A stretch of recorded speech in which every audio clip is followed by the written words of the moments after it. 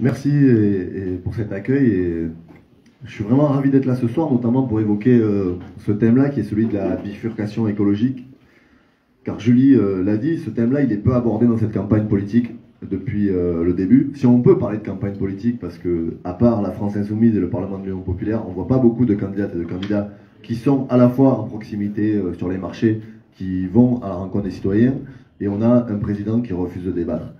On a regardé les temps de parole et les temps consacrés à l'écologie dans les médias aujourd'hui, à la télé, c'est 2,6% depuis le début de cette campagne.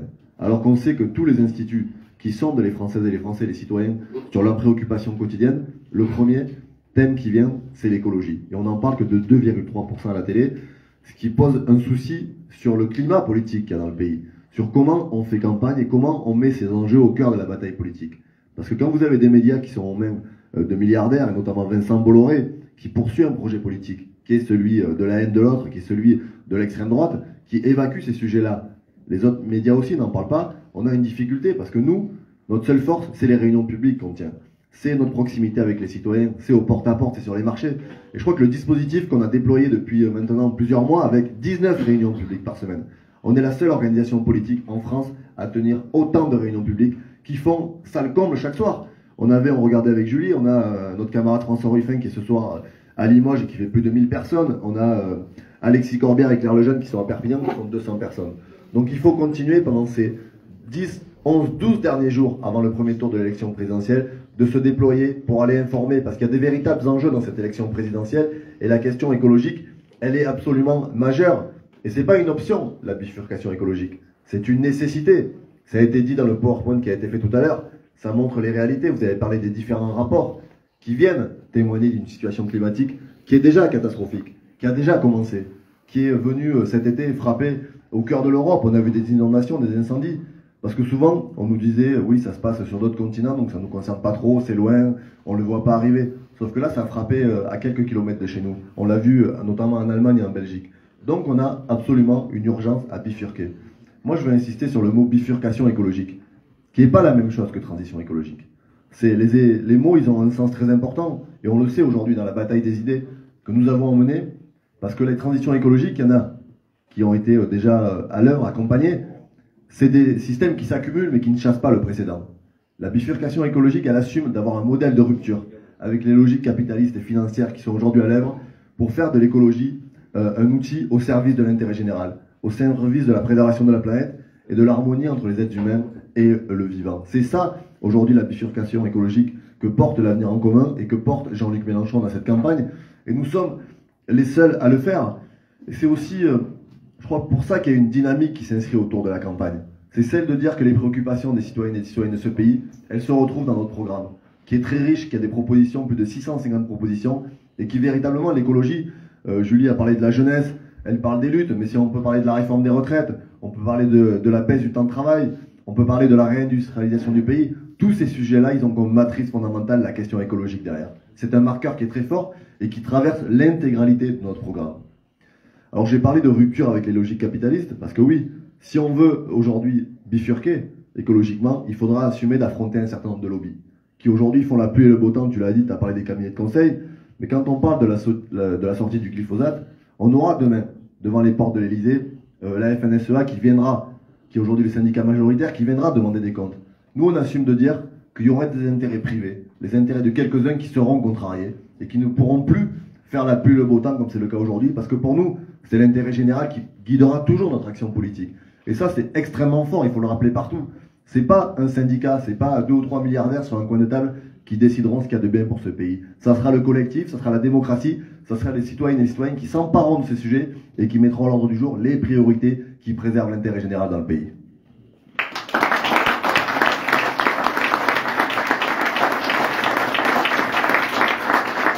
Et juste pour donner, tu as parlé du nucléaire, mais sur l'exemple des lobbies, il faut savoir que les lobbies du gaz et de l'électricité, c'est 86 millions d'euros par an de budget à Bruxelles, et c'est 3 réunions par semaine pour influencer les décisions, pour être au coin du couloir, pour dire attention, là vous changez la virgule parce que ça va contrarier nos intérêts. Voilà aujourd'hui la réalité des lobbies. On vient d'en avoir un exemple extrêmement puissant ces dernières 48 heures où on a le président président, le représentant des chasseurs en France qui a appelé à voter Emmanuel Macron. Il faut savoir qu'il a été servi sur un plateau depuis 5 ans, alors qu'on sait qu'aujourd'hui, avec la chasse, il y a des gens qui sont morts, il y a des milliers de kilos de plomb qui sont dans la nature, qui sont perdus, qu'on ne récupérera pas. Nous, on a une position sur cette question-là, qui est celle de l'interdire le week-end et les vacances, qui n'est pas une position dogmatique. On ne dit pas on va tout arrêter d'un coup. Et on sait aussi que dans certains départements, il y a des traditions, il y a des choses qui sont faites autour de ça. Mais il faut prendre là aussi des mesures qui permettent de changer de modèle et de sortir des logiques dans lesquelles on est. Et c'est véritablement ça, la bifurcation. C'est porter l'idée que nous allons dès aujourd'hui dire que des choses ne sont plus permises et que nous organisons la sortie de un certain nombre de dispositifs. Quand on parle du nucléaire, beaucoup sont des pro-nucléaires, mais celles et ceux qui disent que le nucléaire c'est un danger, mais qu'il faut faire avec, ils ne parlent jamais de date de sortie. Ils disent oui, on est prêt à faire autremment, mais ils ne fixent jamais d'horizon. Nous, on assume de dire qu'il faudra sortir, de fixer une date et de dire que pendant cette période-là où on annonce la sortie, on construit avec les salariés la transition. On construit le modèle qui permet d'avoir 100% d'énergie renouvelable, qui permet d'avoir un modèle qui est à la fois serein pour la population, parce que tu parlais des déchets et de bure. Moi, j'ai été dans une réunion publique il y a quelques semaines sur la question des déchets. En vérité, c'est que les déchets, on ne sait pas les traiter. Aujourd'hui, on est sur un modèle qui produit des déchets et on ne sait pas comment faire. Et à Bure, c'est absolument hallucinant parce que j'ai découvert ça, ils vont les enfouir dans le sol, sauf que c'est irréversible, c'est-à-dire qu'après, ils ferment. Et vous ne pourrez même pas aller les rechercher s'il y a un souci. Donc on est en train de faire un modèle qui n'existe en plus nulle part ailleurs dans le monde. Là où ils les ont enterrés ailleurs, ils s'autorisent le droit d'aller les extraire s'il y a une fuite, s'il y a un souci. Nous, on est sur un modèle où on les enfouit, personne ne les voit parce que là-bas, dans la Marne, c'est un département qui n'intéresse personne, où les densités de population sont très faibles. On est en train d'en faire un territoire poubelle pour les déchets du nucléaire. Donc on est sur un modèle qui est dangereux. On le voit avec la guerre en Ukraine, on a des réacteurs qui sont quand même sous le feu d'un conflit militaire et qui nous préoccupe au plus haut point parce que ça peut être dramatique. Et on est sur un modèle qui en plus n'a pas d'avenir parce que oui, c'est des déchets qu'on ne sait pas traiter. Il y a des dangers. Moi j'ai grandi à quelques kilomètres d'une centrale à Golfech, dans le Lot-et-Garonne, où on a eu, depuis 2019, il y a eu 13 incidents qui ont été des micro-incidents, ils appellent ça. Mais on sait qu'aujourd'hui, avec le réchauffement climatique, avec la baisse du niveau des rivières, les centrales nucléaires, il faut de l'eau autour, sinon ça nous pète à la gueule. Et aujourd'hui, on sait que l'eau va baisser. Par exemple, sur le Rhône, le niveau du Rhône va baisser de 25% d'ici 2050. Les études le disent. Et ils sont en train de nous vendre des constructions de PR en bord du Rhône, alors que l'eau va baisser. Ces gens sont des irresponsables. Nous, on n'est pas contre le nucléaire par dogme, en disant on est des anti-nucléaires. On est pour la sortie du nucléaire, parce qu'on sait que c'est un modèle qui est dangereux pour l'avenir de la civilisation et des populations qu'il y a aujourd'hui en proximité et partout sur le territoire. C'est ça qu'il faut faire passer. Le nucléaire est dangereux, il coûte cher, il n'a pas d'avenir et on a les moyens de faire autre chose. Mais il faut assumer d'avoir une confrontation avec là aussi des intérêts financiers qui sont très forts. Parce que tu as parlé de sobriété, mais aujourd'hui c'est ça. C'est-à-dire qu'on ne veut pas aller vers plus de sobriété, parce qu'un modèle de surconsommation qui continue a besoin de sources d'énergie qui sont très fortes, a besoin du nucléaire, et on nous vend le nucléaire en disant il faut assumer de suivre la surconsommation avec ces sources d'énergie-là. Donc non, nous ce que nous disons c'est que la sobriété, c'est pas la décroissance, c'est pas la même chose. C'est l'organisation collective de la production et de la distribution en fonction des besoins. Nous assumons de dire que notre politique, elle sera de gouverner par les besoins.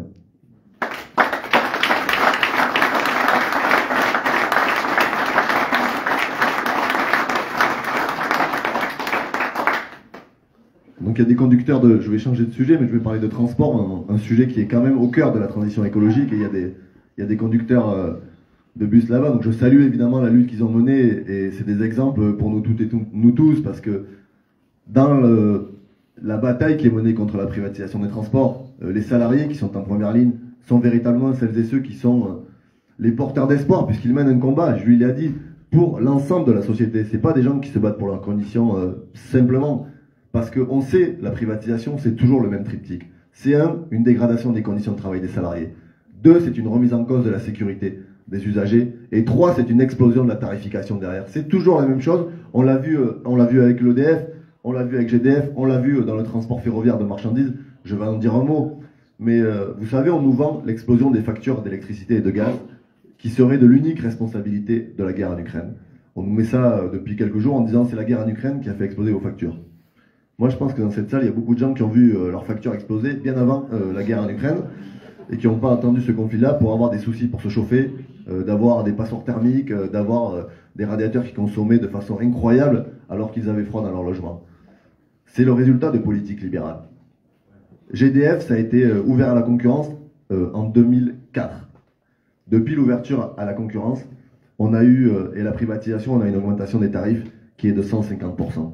Voilà le résultat des politiques libérales. C'est partout le même sujet. Donc c'est pas la question de la crise et de la guerre en Ukraine, qui bien sûr joue un effet d'amplification au regard de notre dépendance de certaines énergies. Mais c'était déjà à l'œuvre avant. Moi je parle souvent du transport. J'ai travaillé 10 ans à la SNCF, et on a suivi de près ce qu'ils ont fait au fret ferroviaire, qui est l'exemple absolu de ce qu'il ne faut pas faire dans ce pays. En 2006, le fret ferroviaire a été ouvert à la concurrence. Ça ne marchait pas très bien, on était à peu près entre 15 et 20% de la part de marchandises qui étaient transportées sur rail. Et on nous a dit ça ne marche pas, et on nous a sorti la phrase miracle, vous allez voir, l'ouverture à la concurrence, ça va tout régler et le marché va apporter une réponse. En 2006, quand Fret SNCF a été ouvert à la concurrence, il y avait 16 000 cheminots qui étaient salariés à Fret SNCF. En 2022, où on se parle, on est moins de 3 000 salariés. La part de marchandises qui est transportée aujourd'hui par rail, elle est de moins de 9%. On n'a jamais été aussi bas. On est dans un des pays les plus faibles en Europe. Et on a vu arriver des choses incroyables. Parce qu'on a eu des compagnies privées qui se sont montées pour essayer de prendre des parts de marché. Elles ont mis la clé sous la porte parce que le transport de marchandises publiques, ça coûte de l'argent. Il faut payer son droit de passage sur l'infrastructure. Il faut former les salariés. C'est pas un secteur qui est rentable dans le sens des capitalistes. Il est rentable écologiquement. Il est rentable socialement. Et on a eu des situations où la SNCF s'est vue obligée par l'État à réembaucher des conducteurs de trains, de marchandises, de compagnies privées qui avaient mis la clé sous la porte. Elle nous a dit, il faut les reprendre. Moi, je pense qu'on a bien fait de les reprendre, mais c'est pour vous dire les logiques dans lesquelles on était. On a créé une ouverture à la concurrence qui n'a pas marché. Des boîtes se sont créées, elles se sont cassées la gueule, on s'est retrouvé avec des centaines de salariés au chômage. Voilà le résultat de leur politique. Et on a eu un exemple tout à fait concret, pas très loin d'ici, on a appelé ça le train des primeurs, c'est le train des fruits et légumes. Certains connaissent peut-être, c'était le train Perpignan-Rungis, qui chaque jour part du marché de Perpignan pour aller à Rungis et achemine les fruits et légumes frais pour la région parisienne.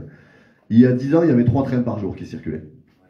On est passé à 2, on est passé à 1, et en catimini, la direction de la SNCF, évidemment avec l'aval du gouvernement, a décidé, a tenté de le supprimer. C'était sans compter sur des mobilisations à la fois de cheminots évidemment, mais aussi de citoyens qui comprenaient bien les enjeux. Parce que quand ils nous ont supprimé le train, on a mis 3 ans pour le remettre sur les rails, après une bagarre énorme. Mais chaque année, quand le train ne roulait pas, c'était 25 000 camions supplémentaires sur les routes. Pour vous donner un exemple, chaque jour, quand le train ne circulait pas, c'était 44 tonnes de CO2 qui étaient jetées dans l'atmosphère. Voilà ce qu'ont fait le gouvernement d'Emmanuel Macron avec la direction de la SNCF. Nous, on assume de dire que quand nous arriverons aux affaires en avril 2022 avec Jean-Luc Mélenchon, la SNCF sera renationalisée, sera une entreprise publique 100% unique et intégrée.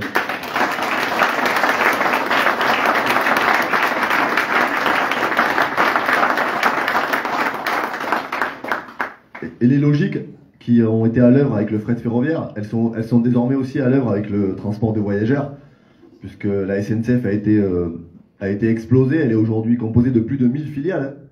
Je vous parlais du fret, juste pour ajouter un élément. Il ne faut pas s'étonner que la SNCF refuse aujourd'hui de faire du transport de marchandises. Dans les filiales dont elle dispose, dont elle est propriétaire, il y a Géodis, qui est la première entreprise européenne de transport de marchandises sur la route. Donc quand vous avez des boîtes qui viennent dire à la SNCF, nous on est prêt à mettre des marchandises sur le train, parce qu'il y a des patrons qui considèrent que c'est plus écolo, donc il faut le faire, et ils sont conscients des enjeux. Quand ils ont des matières dangereuses, ils veulent pas de camion parce qu'ils savent que c'est accidentogène, et ils veulent pas une responsabilité, celle de créer un désastre. La SNCF dit souvent, avec le train, on peut pas, par contre, passer par nos camions. Ils embauchent des chauffeurs, on les a épinglés sur ça, qui sont soit des Polonais, soit des Roumains à l'époque, qui payaient 400 € par mois. Voilà aujourd'hui le système dans lequel on est. Donc il faut mettre un coup d'arrêt à ces logiques-là. Et il y a des secteurs, aussi bien l'eau, les transports, le logement, je pourrais en citer un certain nombre, qui ne doivent plus être soumis aux logiques de l'argent et aux logiques financières. Ce sont des biens communs. Et elles répondent à un intérêt général là aussi. Elles répondent aux préoccupations et aux besoins des habitants. Et aujourd'hui, non. Le transport public de voyageurs et de marchandises n'est pas là pour faire du fric. La rénovation des logements n'est pas là pour faire du fric. L'hôpital public n'est pas là pour faire du fric. Nous, on sortira de ces logiques-là et notre logiciel, c'est véritablement l'intérêt général et les biens communs.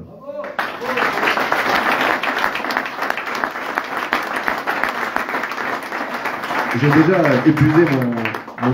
épuisé mon temps de parole. Je vais juste finir sur un élément. Il y a une élection, évidemment, dans quelques jours qui va se passer. J'ai dit au départ, elle est déterminante. Parce que nous sommes à un moment très important de l'histoire, au regard du désastre écologique qui est face à nous. Et nous avons plus 5 ans pour attendre. Tu l'as dit, un président menteur qui a été condamné 2 fois pour inaction climatique. Ce qui est quand même inédit à l'échelle européenne. Aucun autre président n'a été condamné. Le président de la République française est condamné pour inaction climatique. Je pense qu'aujourd'hui, il faut le sortir de là. Et nous avons besoin d'avoir un président qui porte un modèle de rupture. Mais nous avons aussi besoin d'avoir derrière des mobilisations citoyennes. Et tu l'as dit très bien, Julie. Parce que quand Jean-Luc Mélenchon va arriver aux affaires le 24 avril et que nous allons mettre en place notre programme, nous assumons, de désobéir aux traités européens. Parce que celles et ceux qui, dans cette campagne, font croire qu'on peut avoir un programme écologique de rupture sans désobéir aux règles européennes, mentent aux électrices et aux électeurs de ce pays.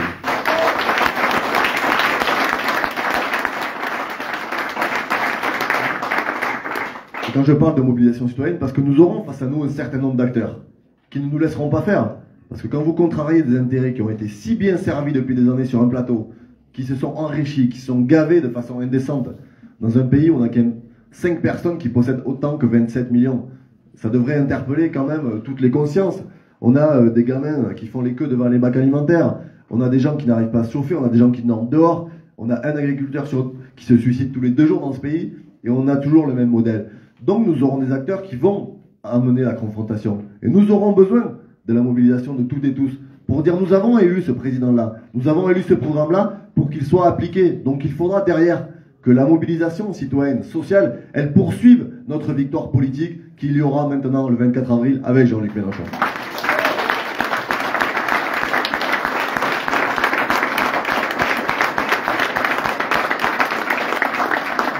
Merci beaucoup Thomas. Alors, du coup on va vous donner la parole. Bon, on n'est vraiment pas en avance sur le programme. Donc, voilà, Céline va faire circuler le micro que tu auras préalablement allumé. Voilà. Et voilà, si vous voulez prendre la parole, on va dire 30 secondes. On va en prendre 10 maximum. Voilà, ça peut être un avis à la cantonade ou ça peut être une interpellation de nos invités. Ou ça peut être aussi par rapport à ce qu'ils ont lu tout à l'heure. Oui, ou ça peut être par rapport à ce que vous avez lu sur le temps d'arpentage. La parole est libre. Il n'y a pas d'obligation. Allez. Eh ben, on commence.